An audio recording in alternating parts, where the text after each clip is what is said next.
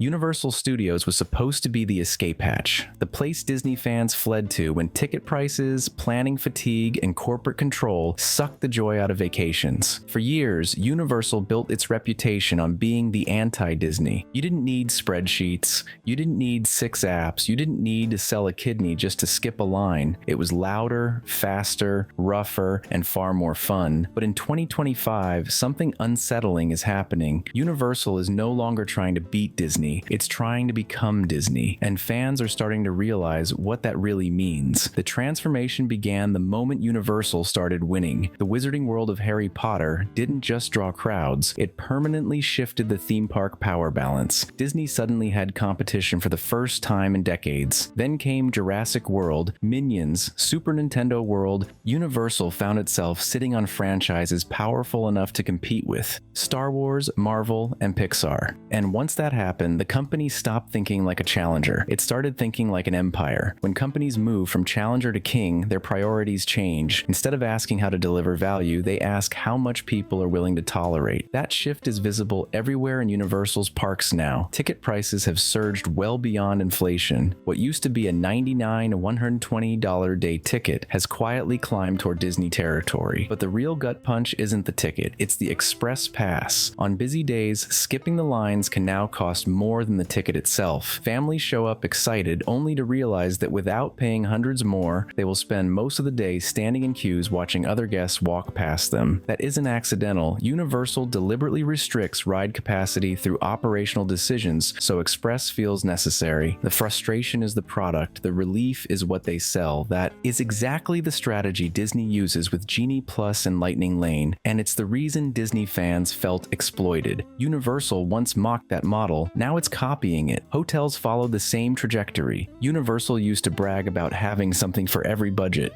But today, most on-property resorts cost hundreds per night, and the cheaper options are increasingly treated like overflow accommodations rather than part of the experience. Even food inside the parks has become noticeably more expensive, with portion sizes shrinking while prices climb. A family of 4 can easily drop hundreds of dollars on a single day of meals without even sitting down at a restaurant. What hurts fans the most is that Universal didn't need to do this. They already had the crowds. They already had the love. But Epic Universe changed the math. A brand new park costing billions of dollars doesn't get built to break even. It gets built to dominate. And to dominate, Universal needs to extract far more money from each guest than it ever did before. Epic Universe is being sold as the future of theme parks. 5 massive lands, next-generation rides, total immersion, and visually it will be stunning. But what fans fear is that it will also lock Universal into a pricing structure that leaves no room for spontaneity or affordability. Every new attraction raises expectations. Every expectation raises costs. Every cost pushes prices higher. Universal now has to maintain a premium image, and premium always means expensive. Universal is also recreating one of Disney's most hated problems, planning fatigue. What used to be a carefree day at Universal now requires strategy. Which rides do you rope drop? Which ones do you pay to skip?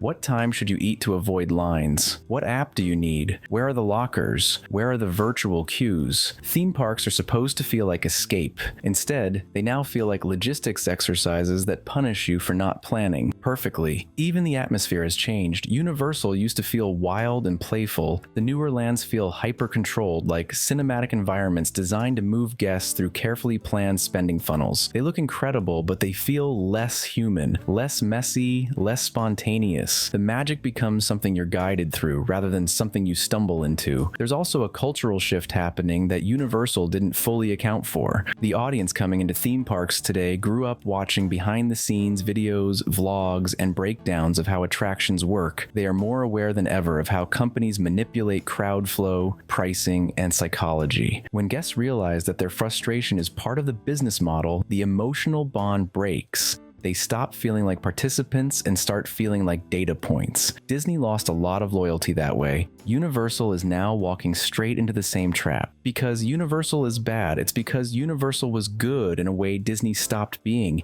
It felt welcoming, it felt generous, it felt like it wanted you there. Now it feels like it wants your wallet first. And the scariest part is that financially, this strategy works. Universal is making more money than ever. That means there is no incentive to stop. When profit rises as guest satisfaction falls, companies choose profit every time. The boardrooms see revenue, not resentment. The danger is long-term erosion. When families leave Universal feeling stressed instead of joyful, they don't come back as often. They tell friends, they choose other vacations, but by the time that decline shows up in the numbers, the damage is already done. Epic Universe could either save Universal's magic or finish killing it. If it opens as a breathtaking world that still feels fair and accessible, fans will forgive everything. But if it becomes another hyper-priced, reservation-heavy, express-dependent maze, it will cement Universal as the new Disney in all the worst ways. Disney didn't collapse when it became expensive, it became hollow. People still go.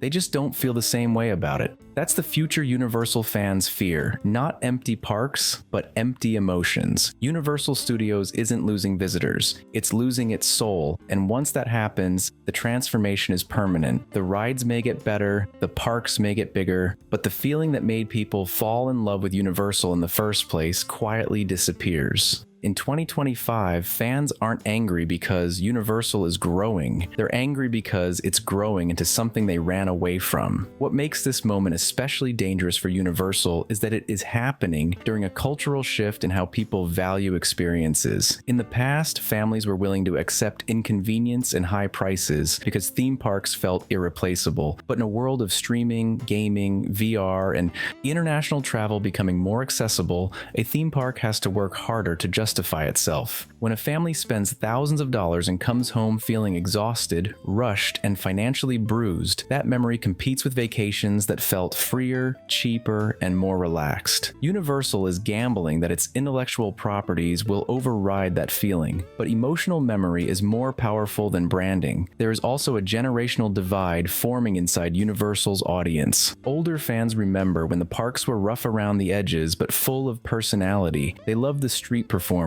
the unpredictable humor, the feeling that anything could happen. Younger visitors, raised on polished IP lands and cinematic immersion, don't know what was lost. Universal is now building entirely for the latter while slowly alienating the former. That creates a short-term win, but a long-term identity problem, because theme parks survive on multi-generational loyalty. The irony is that Universal is still capable of doing this right. It has the creative teams, the technology, and the storytelling talent to balance scale with soul. But that requires leadership willing to accept slightly lower profit margins in exchange for long-term brand love. Right now, everything points in the opposite direction. Universal's expansion is being financed not just by ticket sales, but by squeezing more dollars from every guest already inside the gates. If this trajectory continues, Universal won't lose crowds, it will lose affection, and once a brand stops being loved, it becomes vulnerable. Disney is learning that now. Universal is standing at the same crossroads, just a few years behind. The tragedy is that Universal didn't need to choose this path. It was already winning, but in chasing Disney's revenue, it risks inheriting Disney's problems. And when fans say Universal is becoming the new Disney, they don't mean the old Disney that made people feel